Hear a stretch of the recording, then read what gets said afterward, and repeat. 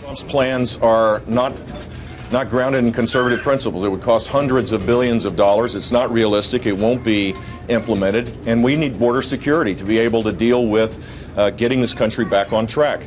So I'm not going to get into the issues of what he said and I said. The simple fact is that his proposal is unrealistic. It will cost hundreds of billions of dollars. It will violate people's civil liberties. So what does that sound like to you? Sounds like Jeb Bush fighting back. He's stepping up his attacks on Donald Trump's immigration plan these days. Bush seems to be going on offense against Trump after frequent broadsides by the real estate mogul, like Trump calling Bush a low-energy candidate and mocking his policy proposals as well as his campaign style. Let's bring in A.B. Stoddard, associate editor and columnist for The Hill. Charlie Hurt is a columnist for The Washington Times, and they are our political panel this morning. A.B., what about it? I mean, it seems that there has been a conscious decision made in the Jeb Bush camp to go after Donald Trump. Would you agree?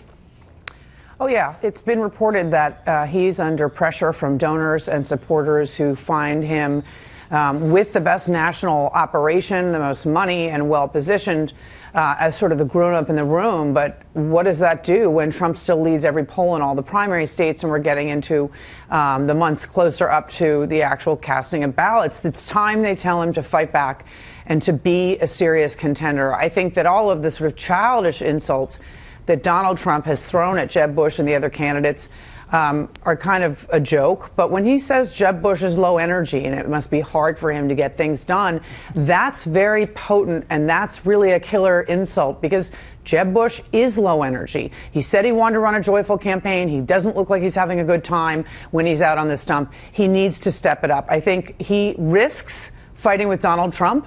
Donald Trump will fight back, but I think he was literally in a corner where his folks said, you need to do this or you look like you're lying down dead on the floor. But, you know, Charlie, my experience in raising children is that sometimes when your kid is throwing a temper tantrum, you just ignore it. They decided, obviously, in the Bush camp that isn't working.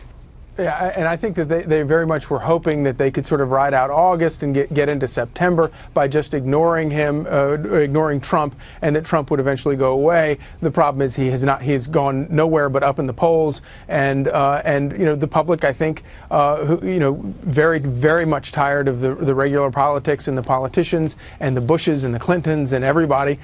They have really sort of rallied around and are enjoying this perhaps somewhat childish food fight. But I think that and AB, I think, raises a very important point. You know, the real problem for Jeb Bush is, and those attacks on him from Trump, they are truly devastating. The real problem for him is that if he wants to get down and dirty, he's not very good at getting down and fighting dirty. And the guy that he's going up against is extremely good at fighting dirty. And it's kind of a no-win situation, but they don't have a choice. They absolutely, at some point, somebody has to deal with Trump. And Jeb is obviously determined that it's going to have to be him. Well, some of the other candidates have obviously tried, but as you point out, Jeb has the machinery in place, the maybe second runner status now to try and do that. Let's take another listen to some of the comments that Jeb Bush has been making about his fellow candidate. You might want to read my book, Immigration Wars, which I published 4 years ago. I welcome Mr. Trump into the debate. I think that's great. He's serious, he's a serious candidate, and he ought to be held to what serious candidates need to be held to. He needs to be held to account for his views. A serious candidate, AB. For a long time, there was hope among the rest of the Republican candidates that Donald Trump was a flash in the pan who would just sort of, disappear. Right. I think that Jeb Bush is going to have to come up with some more pithy, punchier rhetoric when he talks about his immigration position. Look, Donald Trump's immigration plan is a complete and utter disaster. It is not going to pass the Congress. We are not going to round up 11 million people on buses and send them back home and then find an expedited way through great management to bring the great ones back. It is a joke. Jeb Bush has a lot to work with here. What he needs to do, to the Republicans who want to win the White House after many long losses in a row, is say, we are not going to win the general election. We don't know who the Democrat's going to be, but we're not going to win. Demographically, it's not possible if we talk like this. We can't nominate someone who talks like this. It's an unrealistic plan, is too wimpy a sentence. He has to talk about why it won't work. And I think he's in a good position to do that. I think that what he's started to do, warming up in these few couple of lines, is not strong enough. He's going to have to get going. Is it partly, Charlie, that people are looking for someone who talks tough, whether it be Donald Trump or one of the other candidates, that people are feeling that America has been sort of backsliding in the world and they want a tough-talking candidate? Oh, I think absolutely, John. And you know, this so much of the debate has centered around this political correctness, and all that is just about the way people talk. And that's what so many people love about Donald Trump, is that he does talk in that very plain way. Obviously, it's not always the most precise talk. Well, and he's very short on details too. He'll just say, "I'll make America great again," but doesn't exactly say how.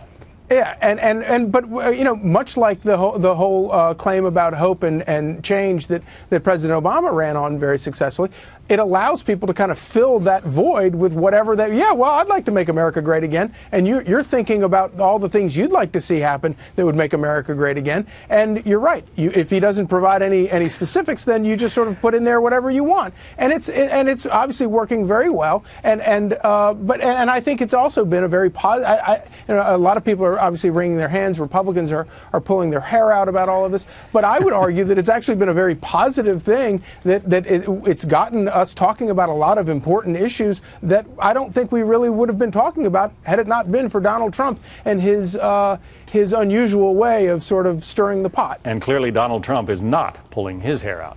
Charlie Hurt, A.B. Stoddard, thank you.